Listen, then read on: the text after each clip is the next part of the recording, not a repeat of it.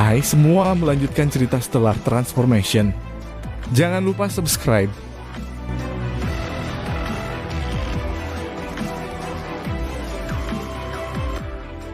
Pertarungan antara makhluk abadi dan iblis ada ruang rahasia besar yang dibangun di bawah ruang belajar kekaisaran. Rumah Gunung Lei yang sebelumnya diberikan kepada Qin Sheng oleh Qin Yu ada di sana. Reaksi pertama Qin Sheng hampir bersamaan dengan kemunculan mendadak pendeta Ming Liang di hadapannya. Dia menampar meja panjang dan sempit di ruang belajar kekaisaran. Seluruh tubuhnya segera masuk ke dalam terowongan di samping meja seolah-olah dia terjun bebas dan terowongan itu segera ditutup. Sebagai seorang kaisar, Qin Sheng secara alami harus berhati-hati terhadap para pembunuh dan terowongan ini digali karena alasan itu. Dengan tamparan ini tubuhnya jatuh hampir pada saat yang sama saat Wu Kongsu mengeluarkan raungan yang dalam. Ketika dia baru saja masuk ke terowongan, gelombang kejut itu mencapai tempat dia berada beberapa saat sebelumnya. Itu sangat berbahaya. Qin Sheng tidak kuat, tapi bagaimanapun dia adalah ahli Xiantian. Selain itu, karena dia adalah kaisar sebuah dinasti, mentalitasnya bahkan jauh lebih kuat daripada seorang praktisi lepas biasa. Setelah Heaven Sundering diagram direnggut, dia sama sekali tidak peduli siapa yang mendapatkannya dan segera menghindar ke Lei Mountain House di ruang rahasia bawah tanah. Qin Sheng telah melarikan diri, tapi hampir 20 iblis lepas di tempat kejadian tidak memperhatikan ini sama sekali. Mereka semua memusatkan perhatian mereka pada pendeta Ming Liang. Ming Liang diagram Sundering surga ini adalah milik kita letakkan dan kami akan membiarkanmu pergi. Wu Kongsu berkata dengan suara keras dan jelas. Tapi energinya yang menakutkan bergetar tanpa henti di seluruh area dalam beberapa li darinya. Ruang di sekitarnya juga bergetar tanpa henti. Jika kesusahan ke-12 melepaskan serangan iblis dengan sekuat tenaga, mereka bahkan dapat menciptakan celah spasial di dunia fana. Jadi, tentu saja mudah bagi Wu Kongsu untuk hanya mengguncang ruang di sekitarnya seperti yang dilakukannya. Melihat teleportasi yang tidak dapat digunakan, pendeta Ming Liang mengeluarkan hawa dingin tanpa mengatakan apapun. Tubuhnya segera berubah menjadi seberkas cahaya dan terbang lurus ke selatan dengan cara yang mengamuk. Tinggalkan diagramnya, Wu Kongsu berteriak keras, suaranya bergema ke seluruh ibu kota. Di saat yang sama, dia meluncurkan serangan yang sangat menakutkan. Berbagai berkas cahaya berwarna merah, darah keluar dari tangannya dan membombardir area di depan pendeta Ming Liang dengan tujuan untuk mencegah pendeta Ming Liang melarikan diri. Sementara itu, kabut berwarna merah darah muncul di langit di atas ibu kota. Jelas sekarang Wu Kongsu telah melepaskan semua kekuatannya. Berhenti! Bermimpilah setelah memperoleh diagram perputaran langit secara paksa. Bagaimana mungkin pendeta Ming Liang menyerah begitu saja? Karena Wu Kongsu berusaha keras untuk menahannya seperti itu, pada dasarnya tidak mungkin baginya untuk melarikan diri. Tapi bagaimana mungkin pendeta Ming Liang takut pada Wu Kongsu? Dalam sekejap titik cahaya ditembakkan ke Wu Kongsu. Bentrok langsung, menghindari, menyerang secara diam-diam, membombardir satu sama lain dengan senjata sihir, melempar segel jimat dengan liar dalam waktu yang sangat singkat. Terjadi serangkaian ledakan yang terus-menerus. Seberapa kuat pendeta Ming Liang dan Wu Kongsu? Keduanya adalah ahli super kesusahan ke-12. Jadi ketika mereka bertarung satu sama lain dengan sekuat tenaga, bagaimana mungkin sebuah modal bisa bertahan? Ledakan terdengar tak henti-hentinya dan langit dipenuhi kabut merah darah. Kabut merah darah itu sangat pekat dan setiap manusia yang mencium bau darahnya benar-benar ketakutan oleh bau busuk ini. Kabut berdarah yang sangat tebal menutupi wilayah udara ibu kota menyebabkan semua orang di ibu kota merasa seolah-olah langit telah runtuh dan hari kiamat telah tiba. Ini hari penghakiman. Ini hari penghakiman. Seorang sarjana berlari dengan panik. Dia kemudian menjadi ceroboh dan akibatnya jatuh ke tanah. Namun, karena hampir semua orang di jalan-jalan ibu kota berlari dengan putus asa, ulama tersebut diinjak-injak sampai mati dengan sangat cepat. Tulang putih pucatnya pecah berkeping-keping dengan kaki dan mencuat melalui dagingnya. Pemandangan ini terlalu mengerikan untuk dilihat, tapi sepertinya tidak ada yang memperhatikannya. Karena hari ini adalah hari kiamat. Pemandangan seperti ini sekarang bisa dilihat hampir di mana-mana. Ledakan. Pendeta Ming Liang menghindari pemogokan oleh Wu Kongsu. Pemogokan ini menghantam jalan ibu kota.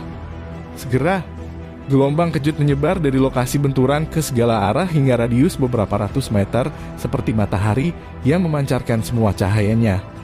Segala sesuatu dalam jarak beberapa ratus meter dari lokasi tumbukan berubah menjadi bubuk.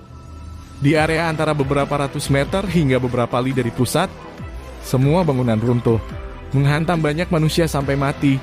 Mewarnai ibu kota menjadi merah dengan darah. Xiao Ying cepat kembali.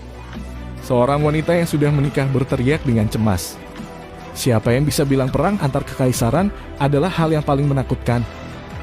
Bahkan dalam perang kekaisaran, manusia masih memiliki kesempatan untuk melarikan diri atau memiliki kemampuan untuk melawan atau berjuang untuk hidup mereka. Namun, ketika kesusahan besar ke-12 lepas dari setan dan kesusahan ke-12 yang tidak berkematian berkelahi dengan liar seperti ini, itu hanyalah hari kiamat. Sekarang manusia hanya bisa melarikan diri dengan putus asa. Mereka sama sekali tidak memiliki kemampuan untuk melawan dan tidak punya pilihan selain berharap ledakan seperti itu tidak akan menimpa mereka. Dua berkas cahaya berkedip di udara dengan sangat cepat. Mereka terbang ke pinggiran barat ibu kota dari timur. Dalam sekejap, udara meledak kemanapun mereka pergi. Dua ahli super ini benar-benar bersemangat, tak satupun dari mereka mau mundur. Wukong Su ingin merebut diagram penghancur surga dengan biaya berapapun, sedangkan pendeta Ming Liang ingin melindunginya dengan sekuat tenaga. Ibu kota dinasti Qin merintih dan meratap di bawah pertempuran antara dua ahli super. Tembok kota hancur, rumah-rumah runtuh, istana meledak, anggota tubuh yang putus dikirim terbang, darah berceceran ke seluruh tanah. Ratapan terdengar di mana-mana. Ini menyedihkan. Di bawah kekuatan absolut ini, orang miskin dan bangsawan sama-sama tidak berdaya. Mereka semua berdoa ke surga untuk perlindungan, berdoa agar tidak ada serangan oleh dua ahli super ini yang akan mendarat di sekitar mereka. Di rumah Gunung Lei, wajah Qin Sheng penuh dengan kebingungan. Sekarang ada 3 penjaga di bawahnya, 1 di tahap Dongsu Tengah dan 2 di tahap All Dongsu. Penjaga yang berada di tahap akhir Dongsu sudah terbunuh sekarang oleh Raonan. Dalam Wukong Su, tak bisa melawan sama sekali. Jika Qin Sheng sedikit lebih lambat atau jika kualitas mentalitasnya sedikit lebih rendah, mungkin dia akan mengalami nasib yang sama. Adapun 3 penjaga ini, mereka telah tinggal di Lei Mountain House panjang waktu. Yang mulia, dengan memeriksa dengan akal suci saya telah menemukan bahwa hampir 60% dari istana kekaisaran dengan pusat studi kekaisaran menjadi bubuk oleh raungan itu. Dan 40% lainnya diledakkan saat 2 ahli itu bertarung satu sama lain. Liang Shen, penjaga panggung Dongsu Tengah, berkata dengan hormat. Wajah Qin Sheng berubah warna. Maksudmu semua orang di istana kekaisaran sudah mati kecuali aku. Dia tidak bisa menerima hasil ini begitu saja. Liang Shen berkata dengan tergesa-gesa, yang mulia, tidak semua orang mati sama sekali. Kecuali kamu, semua orang yang berada dalam jangkauan raungan dalam yang dikeluarkan oleh iblis super longgar itu pada awalnya sudah mati. Adapun 40% istana kekaisaran lainnya, meskipun dihancurkan oleh energi pertempuran antara 2 ahli, pangeran, putri, dan selir kekaisaran yang tersisa di sini telah bersembunyi di ruang rahasia bawah tanah setelah raungan oleh setan lepas itu. Qin Sheng sedikit rileks di hatinya. Tapi itu tidak berarti apa-apa, yang mulia. 2 praktisi super longgar itu benar-benar terlalu kuat. Ketika salah satu serangan mereka mendarat secara tidak sengaja, bersembunyi di bawah tanah atau tidak, mereka yang berada dalam jarak beberapa puluh meter akan terbunuh dalam ledakan. Liang Shen melanjutkan, Qin Sheng sangat marah, katakan padaku berapa banyak pangeran saya yang masih hidup. Liang Shen berkata dengan hormat, dari 13 pangeran di 40% istana kekaisaran itu pada awalnya 6 masih hidup. 6 pangeran ini semuanya bersembunyi di ruang rahasia bawah tanah. Namun, karena mereka tidak memiliki perlindungan dari Lei Mountain House, jika gelombang kejut yang disebabkan oleh serangan dari 2 praktisi super longgar tersebut mencapai mereka mungkin akan kehilangan nyawa. 2 praktisi kehilangan kesusahan ke-12 bahkan jika serangan biasa oleh mereka mendarat. Mereka yang berada dalam jarak beberapa puluh meter di bawah permukaan tanah pasti akan mati. Begitu juga mereka yang berada dalam jarak beberapa ratus meter di atas tanah dan bangunan dalam jarak beberapa ribu meter dari lokasi benturan akan runtuh. Tetapi Qin Sheng tetap di bawah tanah dan dilindungi oleh rumah Gunung Lei sehingga dia aman. Kecuali 2 praktisi super longgar itu ingin membunuhnya. Karena serangan nyasar mereka tidak dapat meledakkan rumah Gunung Lei. Ketika pertempuran ini berakhir, berapa banyak dari mereka yang mungkin masih hidup? Hati Qin Sheng penuh dengan frustrasi dan bagaimana dengan permaisuri dan para wanita? Dia meminta lebih banyak detail. Permaisuri dan selir kekaisaran semuanya tinggal di daerah yang sama. Dalam perkiraan Qin Sheng, area itu seharusnya berada dalam jangkauan serangan terowongan dalam yang dilakukan oleh praktisi super longgar itu di awal. Jadi sangat mungkin bahwa semuanya sudah mati. Qin Sheng bertanya kepada Liang Shen tentang mereka hanya karena dia merasa ini sangat sulit untuk diterima. Liang Shen tidak punya pilihan selain menggelengkan kepalanya. Nyonya Ling mengingat selir yang dikenalnya Qin Sheng merasakan gelombang sakit hati. Dia berteriak dengan suara yang dalam. Seluruh tubuhnya mulai bergetar.